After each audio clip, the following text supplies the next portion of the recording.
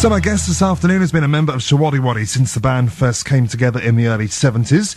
It went on, of course, to have a number of big hits and notched up over 50 appearances on Top of the Pops. Well, Deas played bass with the group and is still touring with them to this very day.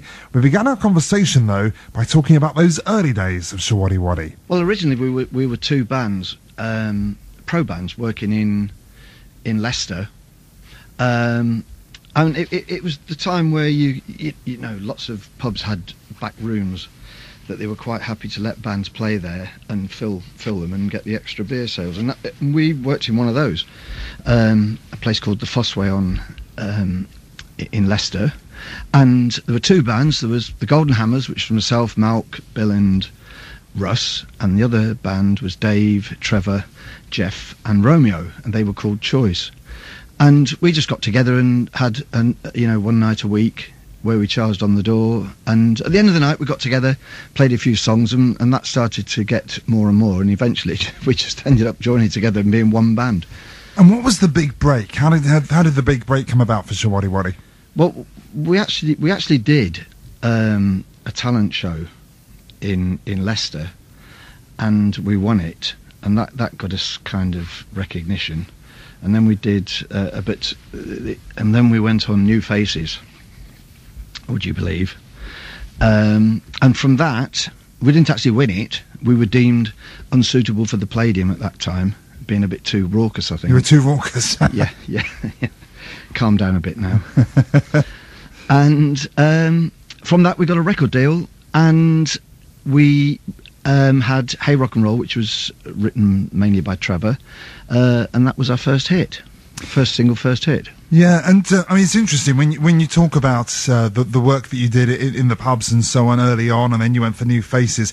You really earned your stripes to get where you are today. And of course, we think about the modern day talent shows and so on, and then those who make it big in the music world this day and age either seem to do it through those talent shows, or actually the internet nowadays plays its part as well.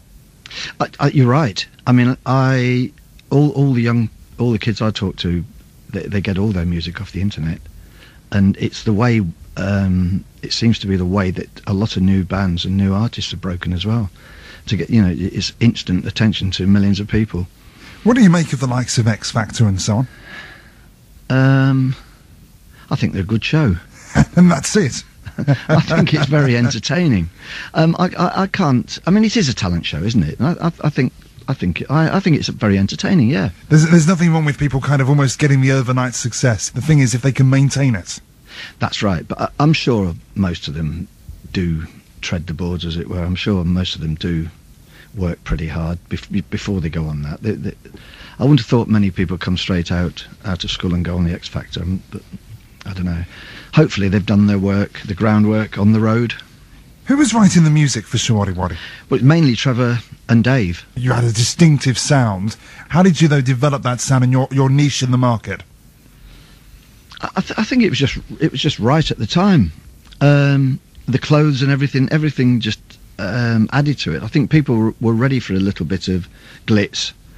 I think we gave it, and the music was, well, at the time it was young, energetic, which we were.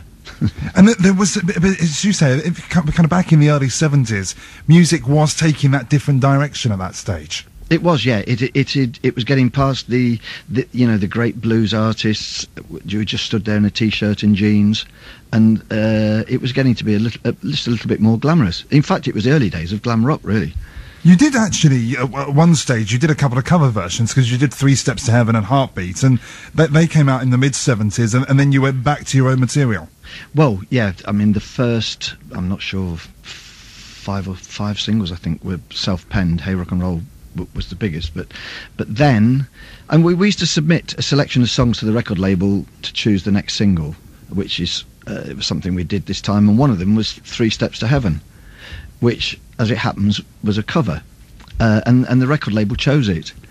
And I mean, we always think that after that they felt they'd got some kind of formula for us, and we went along with that for a while, but we still wrote all the B-sides and a lot of the albums.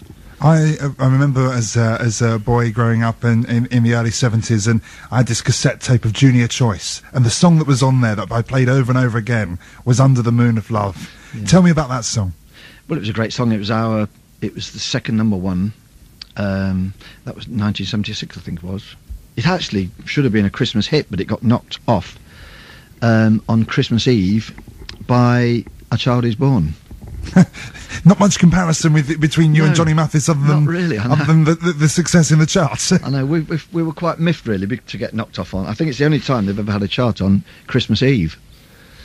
And I was looking at the photos of you guys on the website, and there's the picture of you, the original lineup from 1974. Is there any part of you, when you look back now on that period, would you have ever thought back in the early 70s, do you know what, 40 years from now I'll still be doing this? No, never thought that. I mean, I'm not saying I wouldn't. If I had thought it, I wouldn't have minded the idea. But no, you don't think at that age. You don't think that far ahead, do you? But obviously, chart success comes and goes for almost any singer or band.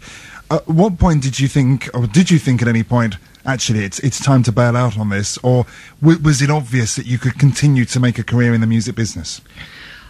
We always thought that if we'd been allowed to record more self-penned stuff, I think we probably would have had a longer recording career, yeah.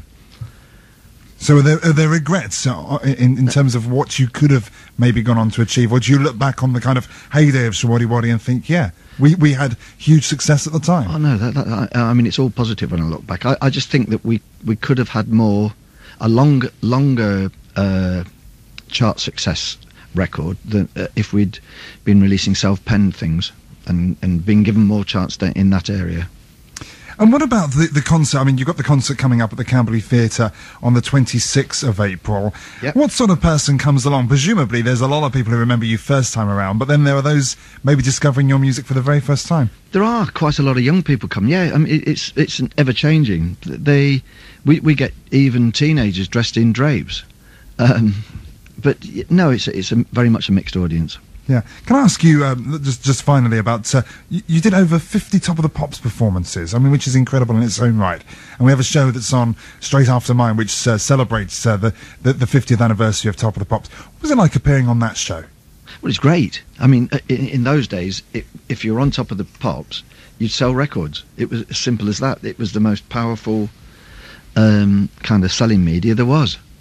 And is there some place, do you think, I mean, in this world, we talked about the internet earlier on, is there some place, though, for a Top of the Pops of 2014? I don't know if the charts are as important. It's strange. I mean, in those days, everybody used to go home to watch Top of the Pops. It was quite, well, the people I mixed with did anyway, but... But I did, but now, and I don't think it's because I'm getting on in age, but I don't think I'm that old. But I wouldn't have a clue who's in the top 10. But I think maybe you do. But 10, 20 years ago, even most of us, whatever age, I think people had a rough idea of who was in the charts, and I can't understand whether that's because, I mean, obviously the downloads and so on all play their part. But what is it about the fact that the charts ain't what they used to be? I don't know, maybe it's not so important buying records anymore, singles, I don't know.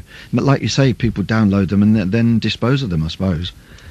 Great shame though, isn't it? Yeah, it is. Maybe they don't save them like they used to. I don't really know, it's not something I thought of, but the charts don't seem to be as important as they were, you're right. Rod, thank you. Enjoy your time in Surrey. Thank you, good talking to you.